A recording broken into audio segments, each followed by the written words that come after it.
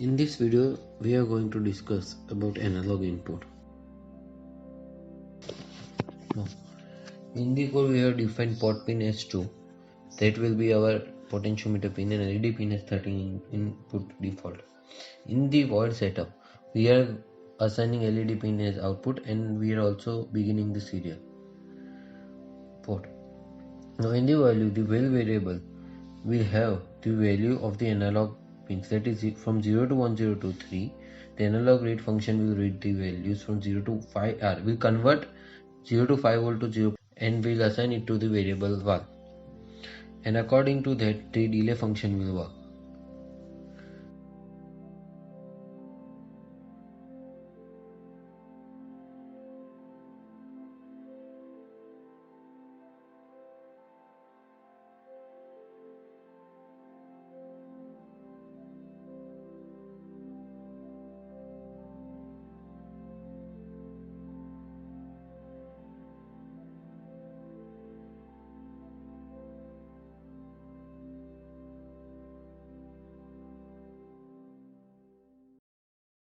Thanks for watching. Don't forget to subscribe, hit the like button.